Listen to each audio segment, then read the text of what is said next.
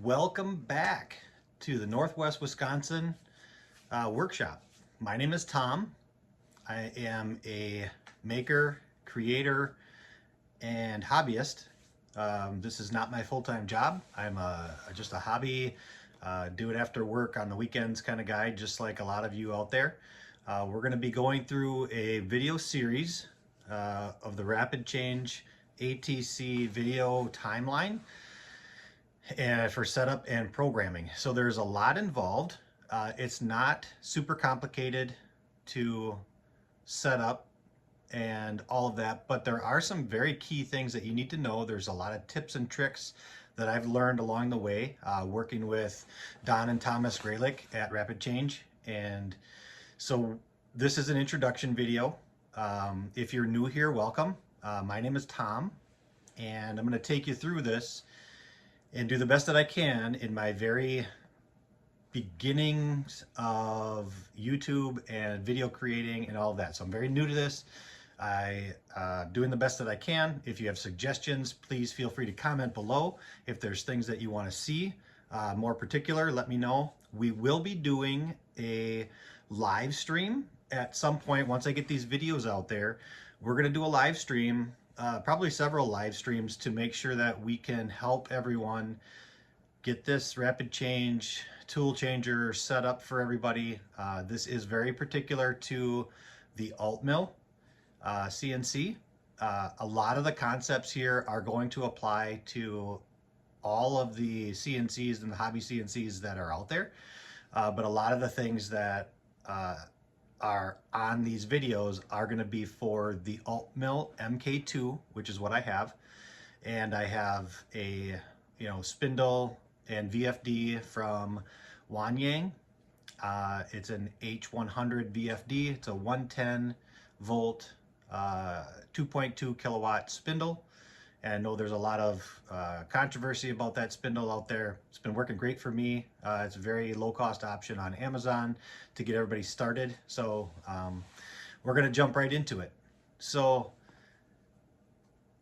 these are gonna be some high level steps, and I'm gonna kind of try to break out what my videos are going to be. I'm gonna try to stick true to this for my video series. I believe there's gonna be 5 other videos, 4 or 5 other videos in this series. So number 1 is making your purchase.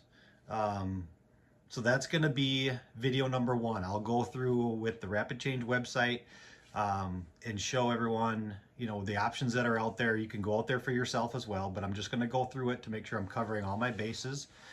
And there's a lot of different options from RapidChange ATC. There's some accessories from RapidChange ATC that you can choose if you so choose. I have pretty much every option that they have, and so I'll be going through all of those.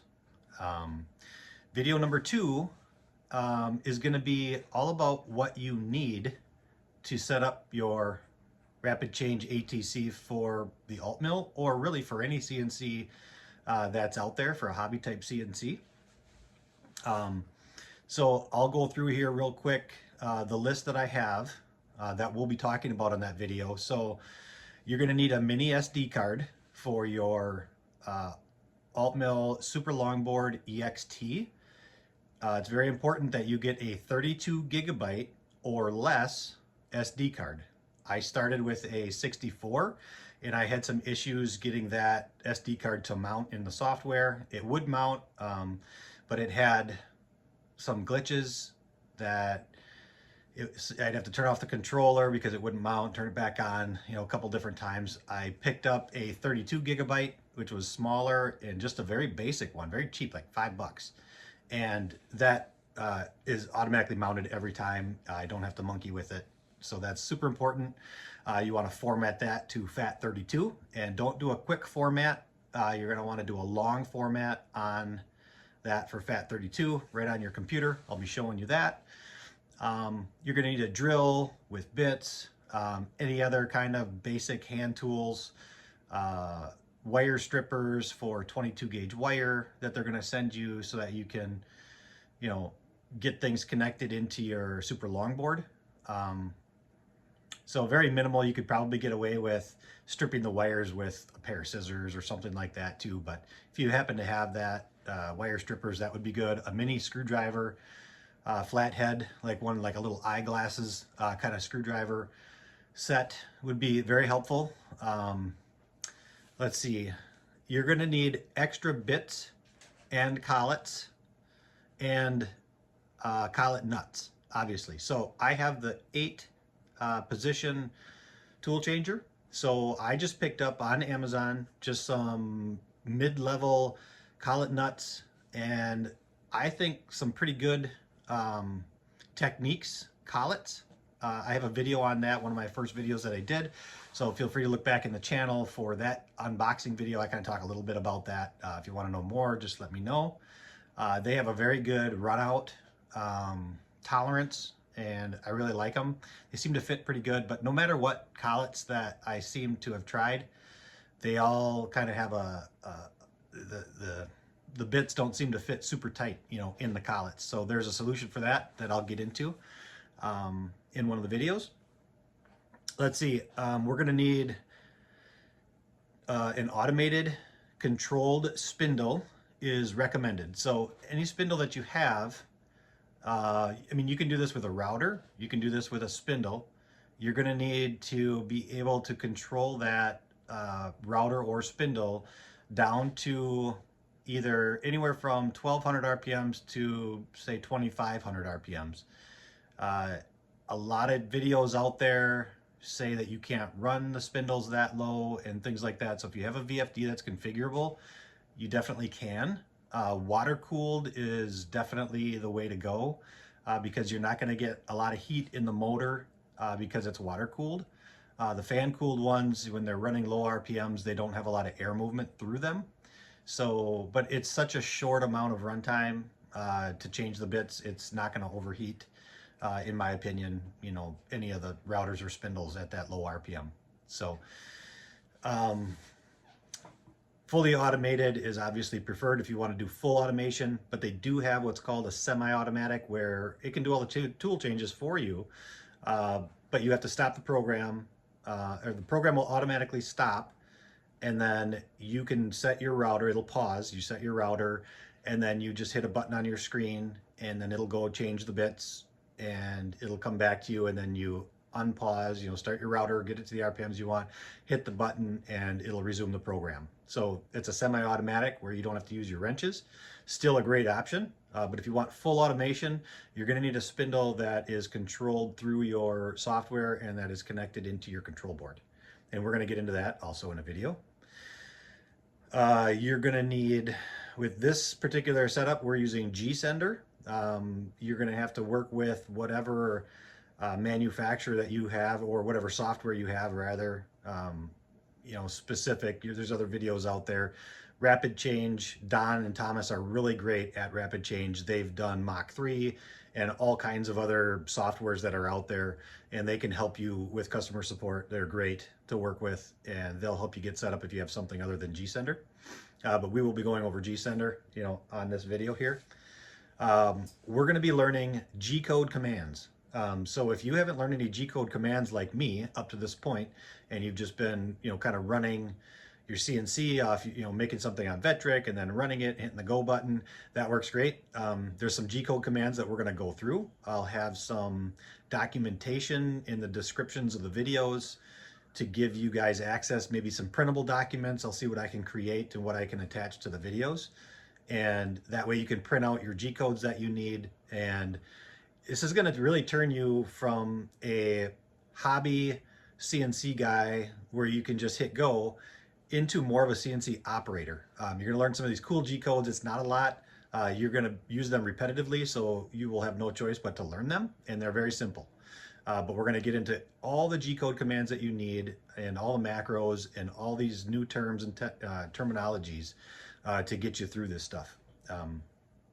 So let's see. So we're going to need some bit slip discs, is what I call them. RapidChange sells their, I think they're called collet savers or something like that on their website. So they do have those available for purchase that you can put on there. It helps your bits from slipping, and it keeps all the dust out of your collets, so you don't get any dust in them, so there's not really a need to clean them out as often. If you know anything about getting dust in your collets and all that with bit slip, I mean, it's kind of a big deal. So they have a good solution for that. I also have a DIY solution for that I'll be getting into as well. And I'll show you what I have for a setup that works really good for me. Let's see what else. So I am referencing some notes here, so I keep looking down at my notes to get through this video. I highly recommend a separate keyboard and mouse for your setup. So whatever computer you're using, or if you have the G panel computer like me, definitely you're going to want to get probably a separate keyboard and mouse, preferably wireless, like a Bluetooth kind of a deal. So if you don't have that stuff, fairly inexpensive. It's going to make your life a lot easier if you have those. Let's see what else. Separate keyboard and mouse. I think that's pretty much everything that I have on my list for what will be needed.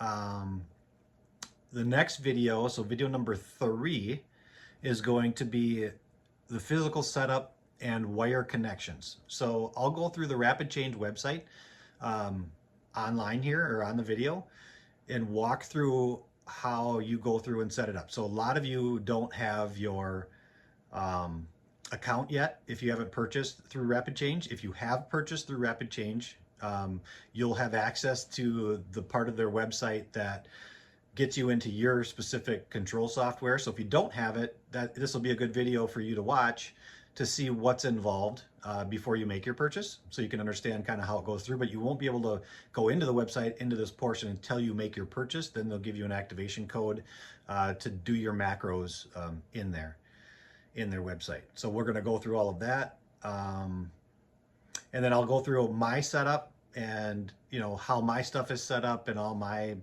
things. I've talked to Don and Thomas at RapidChange, and they gave me permission to kind of show everything without holding anything back. So I'll be going through all of that.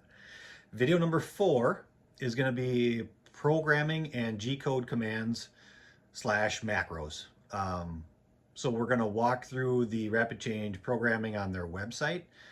Just like we did with the physical setup, there's also a programming part on there, and then how we're going to copy and paste and download macros and get them on the SD card and do all of those types of things. We're going to go through each of the macros and G-codes and their functions and how they work. So we'll give full demonstrations on how they all work. And then that's where we'll have probably posted and pasted some documents that you can print for your G-code commands, and then you can have them right in front of you. So it takes a little bit to kind of, as you get some repetition, to get these G-code commands kind of wired into your brain. Once you use them a few times, they're going to become automatic. Like if you want to do a tool change, for example, you're going to type in your command prompt for GSender M6T1, and it's going to go unload whatever tool you had in there, and it's going to go pick up tool 1. It's going to automatically touch it off if you got an automatic touch off, and then it's going to resume. So, or if you want, say, bit number 4, you're just going to type in M6T4, and it's going to drop off whatever bit that you had. It's going to pick up tool 4, touch it off, and so on. So that's one of the macros or G-code commands that you'll be using all the time. And you'll be using for the rest of your life with your CNC, I would imagine. So that's pretty much it for number 4. And then video number 5 is going to be testing. So I'm going to go through what I've done for testing and how to test for your torque on your nut, because there's adjustments that you can go back into the RapidChange website, make changes, put your new macros, adjusted macros on your SD card, and so you can increase or decrease your RPMs for your spindle based on what you need for tension on your deal. My low battery light just came on my phone, so I just had to hit that. Let's see. So we'll be testing, the manual G-codes. So there's manual and then there's automatic. We're going to be going through when you export a file from Vectric, which I have VCarve Pro. So how do we set that up to do automatic tool changing in a program? So Don and Thomas and their team have created a post processor that I'll show you how to get that. I believe that's on their website now. So you can put a post processor, super easy to get it into GSender and get it into your files. I'll show you how to put that in and get that going so that it automatically puts your M6 commands in there, which will trigger your program to change the bit automatically. And so we're going to go through all that. We'll test all of that, show you how I go through all of that. You will need homing is required. So with the alt mill, we have homing sensors and all that kind of stuff. So if you have a CNC, if you're looking at this video and going to go through these and do this, homing is going to be required for this tool changer for M6. So I think there's probably other workarounds to do it without homing, but you'll have to set the same 0 points when you start up your machine. If you set a 0 point, and then you can reference off of that 0 point in the commands to be able to make your tool changes effectively. So there is a way basically to do this with any CNC. That's it. That's my list for what we're going to go through in the videos, and I'm working on them this weekend. So we'll see what I can get through this weekend, what I can get out to you guys, and look forward to those videos coming. Please feel free to comment. I try to respond. I respond to all the early commenters, and I try to pay attention to all the comments. I get notifications on my email when I get a new comment, so I can try to respond to you guys. And so if there's something specific that you want to see that I'm not showing, or if I don't show in my videos, just let me know. I can post more videos after this series of videos, more specific, based on what you guys are commenting. So thanks for coming along. We'll see you real soon and look forward to working with you. See you soon.